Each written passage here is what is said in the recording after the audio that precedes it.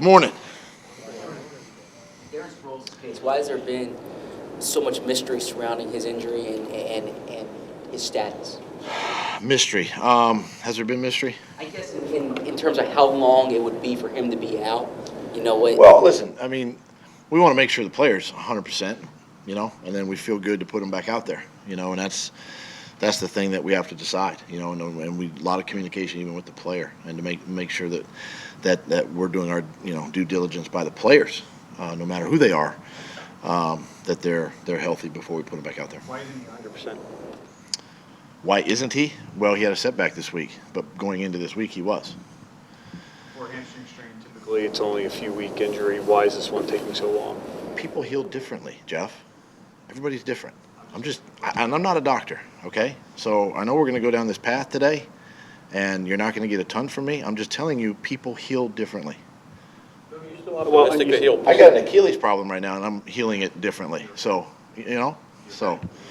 no, I'm not. It kind of puts me in a bad mood when I come in here. But the question is, play this year?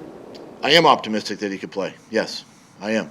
And that's the God's honest truth. what kind of information are you getting from the medical staff, though?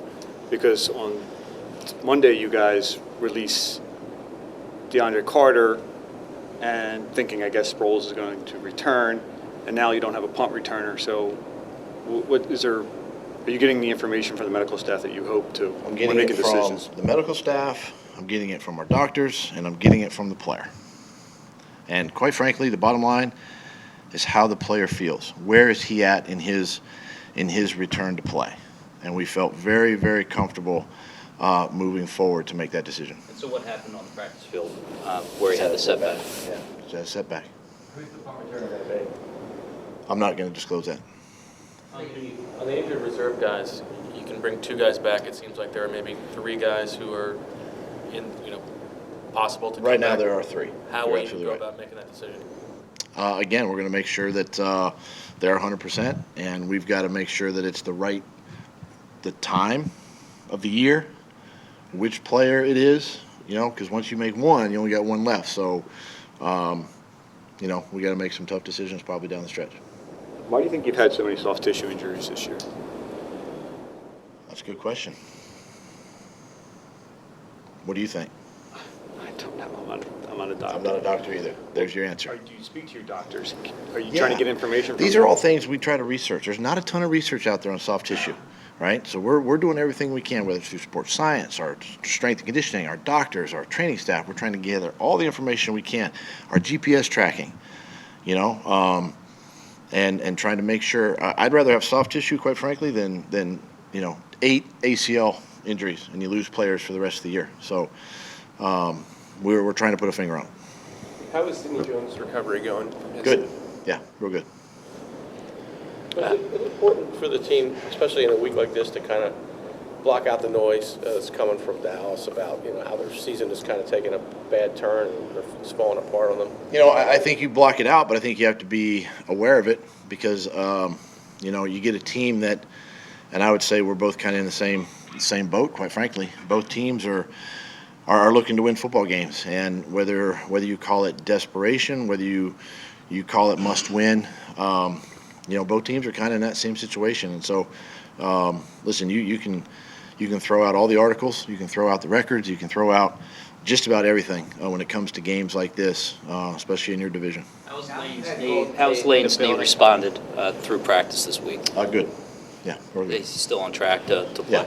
Yeah, he's doing well. Now that you've had Golden Tate, in the building for over a week, what are some things you've learned about him that you didn't know before when you made the trade?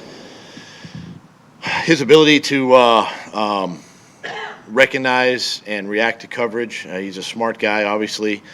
One of the things that you see on film with him is, his first step quickness. And then when you see it in person, it shows up. We all know about the yards after catch. He's strong, former running back, things like that. And really a guy that comes in here and sometimes you don't know about work ethic sometimes with different players, but being a veteran player coming in here, embracing, the offense, embracing his role this week, what we're asking him to do, he's done a really nice job. When you were putting the game plan together, presumably you did it before you got to see him on the field. Did seeing him on the field change the way that you want to use him at all?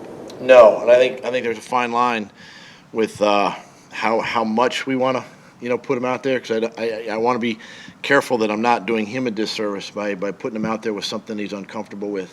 So making sure that we have a nice tight plan for him is important this week. In this slot, how much do you rely on guys to kind of run those option routes and adjust things based on coverage and leverage, or is it more structured where it's here's what your route's going to be type deal? I mean, it's important, obviously, really at any of those positions, but the slot probably ask a little bit more out of just from spatial recognition, different routes that we ask them to do. And we feel like guys like with Golden, even Nelly in there, Jordan in there, quite frankly, they all three have different skill sets, but they're all very capable of reading, key and diagnose the coverage, and then running the according route. How does that work then with Golden when you set the game plan and then you see what he does on the field? Do you build it up a lot and then take things away, or do you kind of start small and then add things for him? Well, game plans are built throughout the week, Wednesday, Thursday, Friday. So we go into a Wednesday and say we had a handful of plays, see how well he handles those. And then we get to, the situational part of the game, short yardage, goal line, third down, red zone. Then we start putting our pieces together, matchups, all of that kind of stuff. And then building on top of what we did the day before, or carrying over a play that we had in on Wednesday, carry it over to Thursday or Friday. So some of it is we build upon, and I would say the majority of it is just carry over throughout the game plan. How many differences have you seen with the Dallas defense, with Chris Richard going in there doing some of the defensive play calling? Yeah, you see a little different style than what we've seen since I've been head coach here and going against the Cowboys the last couple of years with Marinelli. You see a little different structure. You still see Rod's influence with the defensive line, linebackers, but schematically it's more in that Seattle, Jacksonville, Chargers type of the guys that have come out of that system. You kind of see that influence just a little bit with this defense. Golden's only a part of specific packages, as you said moments ago. How much do you think that'll affect the playing time that a player of his caliber would typically get? Well, I think a lot of it's just predicated on me, play caller, getting those guys in the game, and that's kind of the chess match of with all the different personnel groups and the way we're making and creating matchups. Calling him at the right time, and sometimes the game will dictate a certain way. And we've talked about this with running backs. Somebody gets a hot hand, you kind of stick with that guy. So it's kind of the same thing.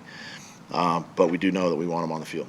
Are you expecting Sidney Jones and Jalen Mills to miss this game? And if so, who's the nickel? Well, I'm not going to disclose the nickel, but at the same time, Jalen and Sidney are both on track. And we're going to do more. Jalen is probably a little further away than Sidney is. And we'll continue to monitor both of them. But Sidney, we're actually going to, just keep testing him, see where he's at, put him through a workout, and see if he can possibly go. Changes to the medical staff. Do you feel like there's been any growing pains in terms of communication between you and Howie and the players? So much change, new doctors and a new head training. In fact, with change, we have more communication, quite honestly, because we all want to be on the same page. More dialogue, more conversation, whether it's on field, off the field, after games. I feel like the communication has been really, really good between, myself, Howie, medical staff, with the doctors. It's been really great. Last one to contribute in the return game. He can.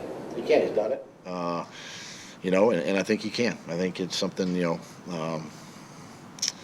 that we'll look at, obviously. But, again, it's all part of being, asked to do certain things. Just got to be careful with it. But that's not too much of a bonus played at this point? No, not at this point. Again, it just comes through my communication with him as a player and just seeing where he's at mentally and how he's handled, this. And then see if he's capable of doing the other.